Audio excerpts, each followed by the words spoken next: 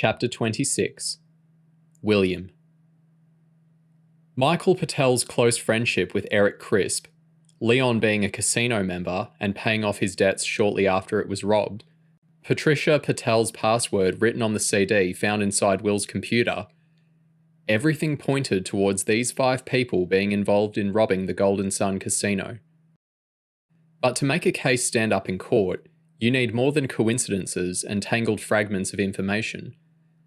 The pieces had to be turned into a story that made sense and was backed by solid evidence. Everyone had a job to do. John headed back to campus to get hold of the records relating to Will's death and ask Zara for extra resources. Dave had to carry on sticking close to Pete and Leon.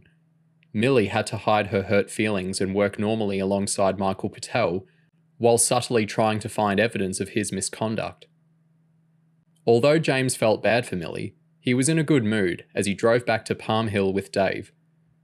Not only was he optimistic about the mission succeeding, but John had asked him to switch his focus away from Max and Lisa to concentrate on finding out more about Will. This meant hanging out with Hannah, which suited him fine. By the time James arrived back at the flat, he'd already set up a midnight meeting. James got his butt kicked in the FIFA tournament that evening. They played 2-a-side, James and Max as Arsenal versus Lisa and Charlie as Chelsea. Lisa wasn't into computer games. She kept getting the pass and shoot buttons mixed up, and was only playing because she liked hanging out with Charlie. But Charlie more than made up for his teammate. He weighted every pass beautifully, had a fantastic line in curved shots from outside the penalty area, and most of the luck was running his way as well. Max chucked a massive strop when Arsenal went 3 down for the second game in succession, claiming that Charlie was using a cheat code to score goals. After bouncing his controller off the wall, Max stormed out of his own bedroom. "He's such a spoiled brat," Lisa said, shaking her head jadedly. "Max expects to get his own way because he's Uncle Leon's favourite." "Do you want to play 2 against 1? James asked.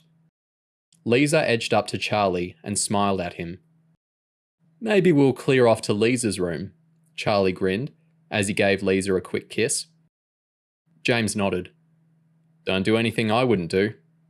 "I wouldn't dare," Charlie giggled. "Leon might sit on me." Lisa gently swiped Charlie across the head and told him not to be rude as they stumbled out of the room, grinning at each other. James wasn't too happy at being left alone with Max. He wasn't a bad guy, but he was quite boring and sometimes acted more like he was 10 instead of nearly 14. Max looked embarrassed when he came back, holding 2 cans of Coke and a giant bag of spicy tortilla chips. He wanted to carry on playing FIFA, but James didn't want him to start showing off again if he started losing, so they ended up watching Jackass DVDs while James showed him a couple of basic self-defense moves. When it got to midnight, Max gave James a lift and he hauled himself through a wooden hatch above the Tarasov's landing into a crawl space between the ceiling and the flat roof. He had to clamber over some fiberglass loft insulation before breaking open a second hatch and sliding outdoors onto the roof itself. Hannah was already out there, and she gave him a hand up. "Wow," James said, awed as he did a 360. He looked at the stars and the skyscrapers at Canary Wharf lit up in the distance, then at Hannah, who wore a denim micro skirt and a tight yellow top. They closed up and exchanged a big, open-mouthed kiss. "I just had the biggest row with my dad," Hannah said as she stepped backwards. "My headmistress rang up and told him that I bunked off yesterday. Now he says I'm grounded for the whole summer holiday." "Bummer," James said. "I told Dad to shove it. He can't stop me going out in the week because him and Mum go to work every day. So he goes, 'I'll put a padlock on your room if I have to.' So I told him I was going to run away and get myself pregnant to piss him off." James started to laugh. He loved Hannah's warped sense of humour. "I bet that went down well." "He's such an idiot, James. It's because of what happened to Will. He wants to keep me in a box like a china doll. But Will was a sad case. He got stoned all the time because he was lonely and didn't have any friends, not because his friends were a bad influence. I told Dad that if he keeps on like this, I'll end up depressed and lonely, just like Will. Your dad sounds like a turd. What about your mum? What does she say? Hannah shrugged. Mum's okay, but she's a wimp. When I talk to her, she agrees with me, but when Dad's there, she won't stand up to him. I know you've got no money or that, James, but you're so lucky not having parents around. That's not such a big deal, James grinned, teasing Hannah. It's just total freedom to do whatever I want, that's all. Anyway, from now on, I don't care what my dad says. I'm going out enjoying myself. I've already arranged for me and Jane to go swimming tomorrow. Oh, cool, James said. Max reckons the leisure centre's got really cool water slides. Can I come? Actually, it's kind of a girls' outing. Lisa's coming, and we already told her she's not allowed to bring Charlie. James looked at his watch. So, what time have you got to go back indoors? We can spend the whole night up here for all I care, Hannah said. She'd already spread out a blanket and a couple of cushions, which was a lot nicer than sitting on the prickly asphalt. They snogged a little bit, but mostly just talked. Hannah was the 5th girl James had got off with since his first ever kiss 16 months earlier. Out of the 5, Hannah was easily the one he had most in common with. She was blonde and good looking, she had a temper, she hated school, and she was always in trouble. After an hour talking about all kinds of stuff, James realised that he had to do his duty and steered the conversation back towards Will and the robbery. Dave had already confirmed that Will knew Leon, so he thought he'd see what Hannah had to say about Michael Patel. So, you heard about the computer blowing up? James said. Hannah kissed him on the neck. Yeah, I'm really sorry about that. I should have warned you how dusty it is in that lockup. It's not your fault. If I'd had half a brain, I would have worked that out for myself. When I was putting Will's things in my room, it felt so weird. It belonged to someone only a few years older than us, and he's dead. You know what I mean? I cried so much, Hannah said, nodding slowly. For about a week after Will died, I couldn't get it out of my head, no matter how much I tried to think about something else. Even now, I wake up with this funny feeling sometimes. Like I'm all stiff and sweaty, and I'm kind of thinking to myself, was that a dream, or did it really happen? Do you think he was in trouble? James suggested.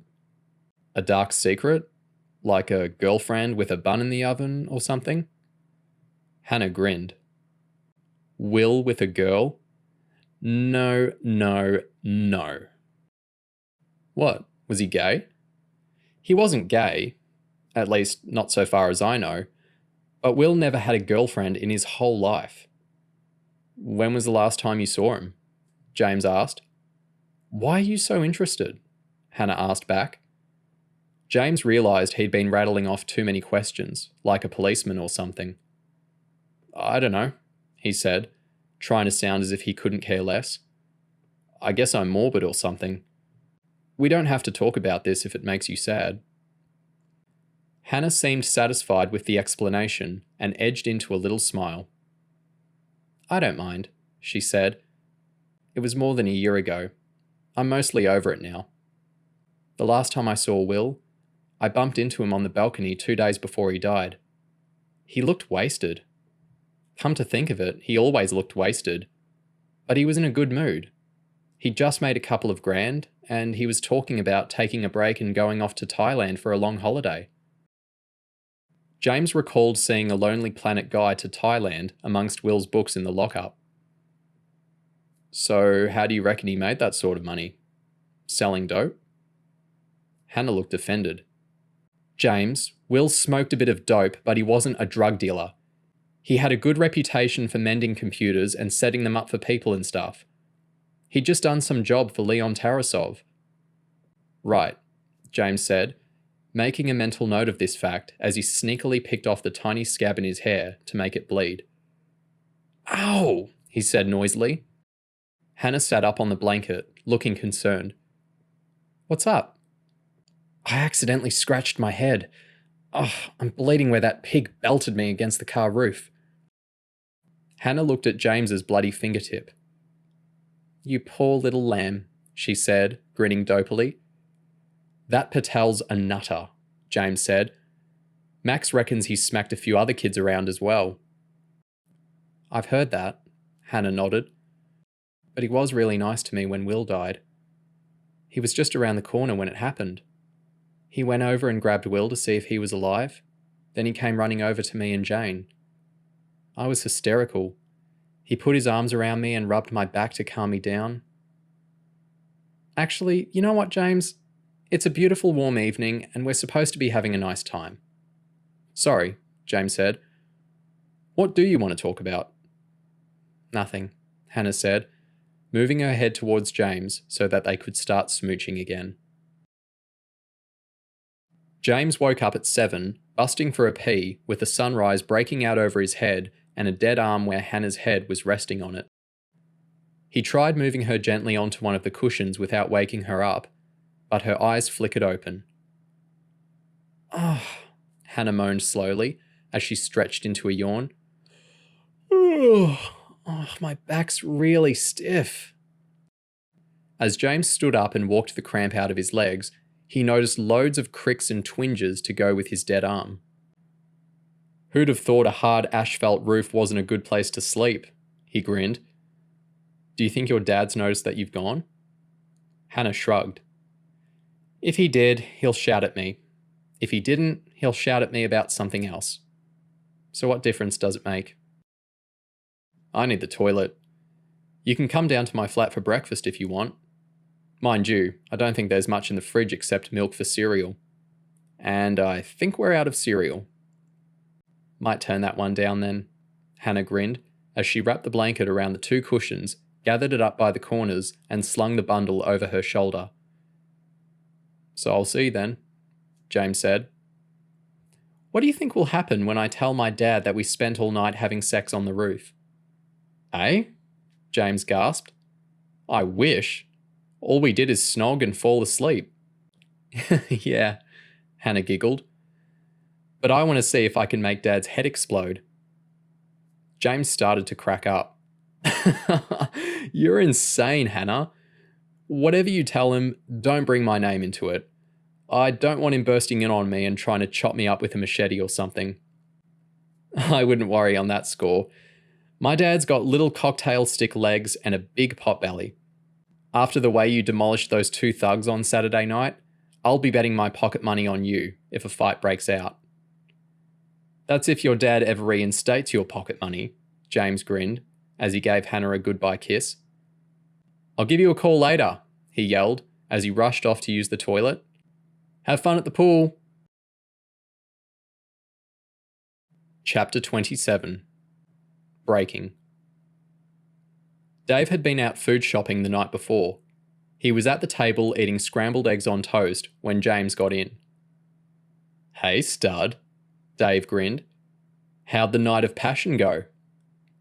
James grabbed the milk from the fridge and started drinking out of the carton.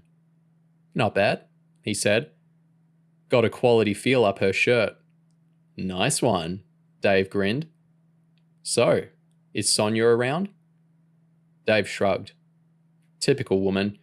At first, she's all over me. Now she keeps texting me and asking if I really care about her. Which of course you don't, James said, as he swiped a triangle of Dave's toast.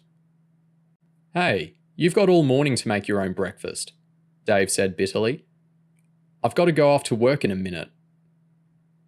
James spotted a brown paper file on the kitchen worktop and stepped over to it. What's this? Oh yeah, Dave said. It's a copy of the police paperwork relating to Will Clark's death. John's assistant Chloe delivered it last night, not long after you left. You'd better read it through, but I'd wait till after breakfast if you've got a weak stomach. James flipped the file open and was confronted by an A4 photograph of Will's mangled body. Oh, James gasped. That is so nasty. Dave nodded. Your girlfriend must have felt one hell of a jolt. On second glance, James had a brainwave. Hang on, he said, holding the photo close to his face and carefully studying Will's injuries. What? Last night, Hannah told me that Michael Patel was on the scene within a minute of Will going kersplat. We know, Dave nodded. You'll see it in the file when you read it. Right, James said. But Hannah also said that Michael walked up to the body and touched it. She thought Patel was checking to see if Will was still alive. But look at that picture. His body's practically decapitated. You didn't need to start poking Will about to work out that he's a goner. Dave looked surprised. Hannah definitely told you Michael touched the body? 100% Dave. And what do they teach us in basic training? Never touch anything at a crime scene because it could contaminate the evidence and ruin the chances of a successful prosecution. So why would an experienced police officer wade into a possible murder scene like that? Dave put in a few seconds' thought before replying. Okay, so we can place Michael on the scene shortly after Will died, and he was behaving oddly. For argument's sake, let's suppose that Michael did push Will off the rooftop and try to suss out how it could have happened. Okay, James said. For starters, you don't just bump into someone on a rooftop. Michael and Will must have arranged to meet up there. Presumably, it was to do with the casino robbery, but I can hardly see Michael planning to kill someone by pushing them off a rooftop in broad daylight. Too right, Dave nodded. It's not even high up. Will might even have survived if he hadn't hit the stair rail before the ground. Some sort of row must have broken out, and Michael ended up pushing Will off. Michael would have climbed down the ladder and moved away as quickly as possible. He would have been worried that there was a witness, someone down on the ground, or someone looking out of a window in one of the other blocks. I know, James gasped, as an idea fitted together in his head. Patel must have been trying to cover up the forensic evidence. Dave looked confused. How do you figure that? After fighting with Will, Michael must have had traces of Will's blood, clothes fibres, and DNA all over his uniform, right? Dave nodded. But he'd be able to explain all of that forensic evidence away if people saw him touching Will's dead body on the ground. Dave broke into a smile. Right, James, I get what you're saying. If Patel got put on trial for murder, he'd be able to claim that he got Will's DNA on him when he touched the body to make sure that he was dead. With the forensic evidence discredited, the case would boil down to Patel's word against the word of an eyewitness standing at least 50 metres away. In the end, Michael needn't have worried because nobody saw anything and everyone assumed Will fell off or topped himself. But at the time, Patel must have been terrified that there was going to be a full-scale murder investigation with him covered in forensic evidence and fitting the description of the main suspect. Exactly, James nodded. What reason could there be for an experienced cop to contaminate a crime scene except to cover his own butt? Dave shrugged. There's none that spring to mind. So was this just a theory? James asked. Or do you really think Michael Patel killed Will Clark? There's too many variables to be sure of anything, Dave said, as he glanced at his watch and stood up sharply. But it does fit all the facts. Anyway, James, it's only my second day on the job, so I'd better not turn up late. Go in your room, read the file to see if you can pick anything else up, then give John a bell. Tell him what you learned off Hannah and run our theory about why Patel touched the body past him. James nodded. Okay. Dave added his empty mug and plate to the mountain of dirty dishes in the sink. At the end of the day, it probably doesn't matter if the theory's right or wrong. I doubt we'll ever be able to prove anything. It all happened more than a year ago, there were no eyewitnesses, and Will's body has been cremated. So why bother carrying on? James asked sourly. The robbery, Dave said as he headed for the door. That's why we came here in the first place, and if we can get more evidence linking Michael and Leon to the robbery, they'll both be going down for a long stretch. I guess, James said, opening the fridge door and grabbing a couple of eggs. But it's bogus if they end up getting away with murder. John was pulling onto a roundabout when his mobile started ringing. He had Lauren and Kerry in the back. Answer that, will you? John said. I've got to concentrate here. Lauren grabbed John's wireless headset off the console between the front seats and hooked it over her ear. Hi, James. How are you? James was pleasantly surprised to hear his sister's voice. Hey, Lauren. How was the hostel? Mental, Lauren grinned. We had the best laugh ever. Better even than last year. Me and Bethany nearly got sent home for nicking some boys' clothes while they were skinny dipping in the lake. Kyle got the neck brace off, then busted his ankle on some bet that he could jump his skateboard over 2 cars. Jake and a couple of his mates demolished a jet ski by driving it into rocks. There was total craziness every single day. Sounds nutty, James said, resenting the fact that he'd missed out. So is John on another call? What are you doing in his office? You diverted through to his mobile. I'm in his car with Kerry. John asked for extra resources, so we're on the same mission as you now. James was shocked. Really? Doing what? Breaking and entering, Lauren said. The house belongs to some guy called Michael Patel. Right, James nodded. I know who he is. You should see us, James.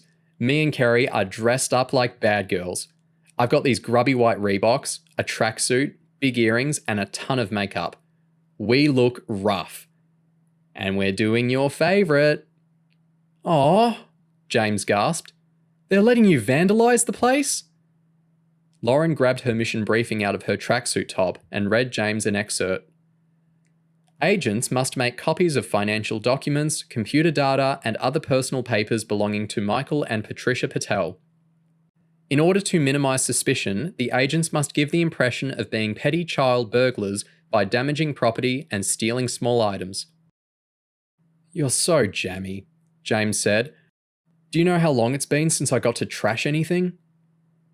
Kerry's sitting next to me. Do you want a quick word with her? Oh wait, she's shaking her head. It looks like she's still blanking you. James had been enjoying the conversation, but he didn't appreciate being reminded that he was still a leper on campus. John's pulled onto the motorway now and he's nodding. I'll pass the headset across. James heard a few bumps and rustles before John's voice rang out. Good morning, young man. What have you got to tell me? It was an hour later when John pulled the Vauxhall up at the end of Michael Patel's street. He looked back at the 2 girls. Good luck. I checked with Millie, and Michael is definitely on duty this morning. Patricia ought to be at a mother and toddler group, but ring the doorbell to be on the safe side. If things go pear-shaped and you end up getting nicked, just keep your traps firmly shut and I'll get you out as fast as I can. No worries, John, Kerry said, as she joined Lauren on the pavement and slammed the car door. It was a bright morning. Kerry and Lauren exchanged a grin as they set off down the road. The Patel's 1930s built house was a dump. There were no cars on the crazy paved driveway, and a ring of the doorbell confirmed that nobody was home. Kerry pulled a crowbar out of her backpack and thrust it through the narrow glass panel beside the front door. It made a hell of a racket, and the girls looked around edgily, making sure they hadn't attracted any attention from the neighbours. They slid thick gardening gloves over their plastic disposables, then carefully pulled away all the glass shards jutting from the window frame so that Lauren didn't get cut as she clambered through. It's smaller than it looked in that surveillance picture, Lauren said edgily. It'll be okay, Kerry smiled. You're not that big. Lauren put her arms and shoulders through the window frame. Kerry picked Lauren up by her ankles and fed her through, only letting go when her hands were touching the carpet inside the house. Lauren stood up, but nearly fell back down again as she stepped on a wind-up car and twisted her ankle. The hallway walls were covered in scratches and grubby handprints, and the smell of stale cigarette smoke lingered in the air. Lauren tried letting Kerry in through the front door, but it was deadlocked. She crouched down and shouted through the letterbox. I won't bother picking it. It's easier if I let you in around the side. Lauren walked through to the living room. She undid a catch and pulled open the central sash of the bay window. Cheers, Kerry said as she straddled through. Millie said the computer was upstairs in the back bedroom when she babysat. You copy everything off that, and I'll start hunting for paperwork." "Aye, aye, Captain," Lauren said as she ran off up the stairs. The computer was covered in crayon, and there was sticky orange stuff all over the keyboard, which Lauren hoped was juice. It struck her that the Patels were slobs. Definitely not the kind of people who organised household accounts or other valuable data on their computer. Downstairs, Kerry had found a mountain of unfiled paperwork in a living room cupboard. She had a high-speed document scanner in her backpack, but she realised it would take hours to copy every piece of paper, particularly as loads of them were still in their delivery envelopes, accompanied by leaflets offering low-interest loans and discount car insurance. Lauren looked through the program menu and found nothing but a bunch of games for preschool kids. It took her under a minute to put everything from the computer onto a flash memory drive, then she ripped the power leads out of the back before shoving the monitor off the side of the desk. After that, she yanked out the keyboard and used it to batter books and ornaments off 2 shelves before swinging it above her head and demolishing a paper lampshade. She checked the drawers built into the computer desk for documents, then moved into the bathroom. She grabbed the shower gel, shampoo and toothpaste in turn and squirted them across the floor and up the walls. Then she found a lipstick and wrote on the bathroom mirror, "Hope you enjoy clearing up my mess," with a smiley face underneath it. There was a jewellery box in the main bedroom. Lauren stuffed her tracksuit pockets with Patricia's collection of brooches and rings before opening up her wardrobe and ripping all the clothes off their hangers. She found a couple of credit cards and about £100 cash in the cabinet on Michael's side of the bed. After a further rummage, she uncovered a little bag of white powder that was probably cocaine. "Aren't you a naughty boy?" Lauren grinned as she ripped the small drawer off its runners and hurled its contents across the room. Next, she opened up Michael's wardrobe, which contained half a dozen sets of police uniform in dry cleaners' bags. She shot everything out of the sock and underwear cubbies before she spotted a small safe bolted to the wall with 3 pairs of polished shoes standing on top of it. Lauren hadn't studied safe cracking and didn't have tools with her even if she had, but she knew CHERUB might want to send someone back for another look. She cleared a space around the chunky metal box, then slid out her digital camera and took 2 photographs. The first was of the front of the safe. The second was a close-up of the sticker on top that had the name of the manufacturer and the serial number on it. After a brief rummage through a chest of drawers, Lauren moved to the final room on the upper floor, the bedroom where the Patel's daughter Charlotte slept. She tipped out a few boxes of toys and games, but didn't have the heart to smash up the property of a 3-year-old and headed back downstairs to find Kerry. She was kneeling on the living room floor, surrounded by piles of paperwork. "I don't know how long we've got," Kerry gasped as she ran the portable document scanner over a credit card statement before hurriedly folding it and stuffing it back in the envelope. "But we won't get all this junk copied, even if the Patels stay out till midnight." Lauren knelt down beside Kerry. "Help me sift through," Kerry said. "We want credit card statements, bank statements, phone bills, large invoices. Ignore the rubbish, like gym memberships and stuff." For the next hour, the girls were like robots, repeating the same task until their backs and shoulders hurt. Lauren sifted through documents. Anything that looked interesting got put into a pile for Kerry to copy with the handheld scanner. The other 80% got stuffed back into the cupboard. The sorted pile was twice the size of the unsorted when John Jones called from his car at the top of the road. Kerry grabbed her mobile. "I don't know what you ladies are still playing at, but Mrs. P has turned into the top of the road."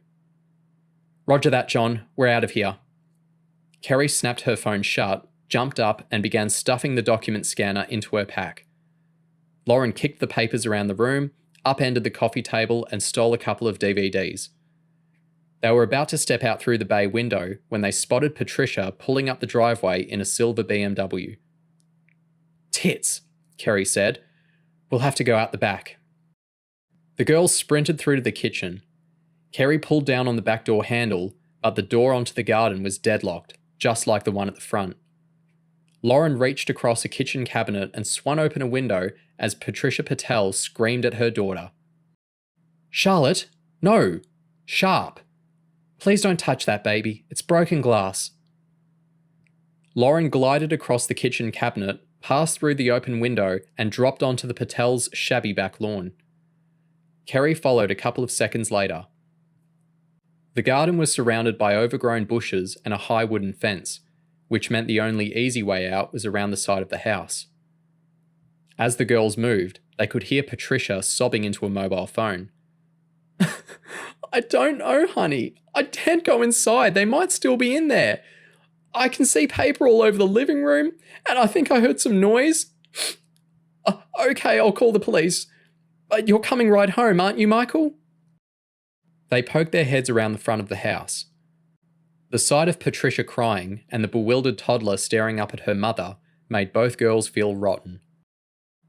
Patricia hung up on her husband and dialed 999 as Kerry leaned against the side of the house and whispered to Lauren. I don't think she'll chase us. She can't abandon the kid. Lauren nodded. Okay, let's run for it. The two tracksuit-clad girls sprinted out from the side of the house, passing within a couple of meters of Patricia's grasp. Oh my God, they're right here! Patricia yelled into the phone as Lauren and Kerry turned left and began sprinting towards the top of the road. Can you send a car quickly? They're two girls with long black hair and they're running towards the top of Tremaine Road, right now. John was parked around the corner in the next street with the back door of the car open. The girls clambered inside. That poor little girl, Kerry said sadly as John pulled away from the curb. I know we had to do it, and I know it makes it realistic if we trash the place, but her mum was crying and she looked really worried.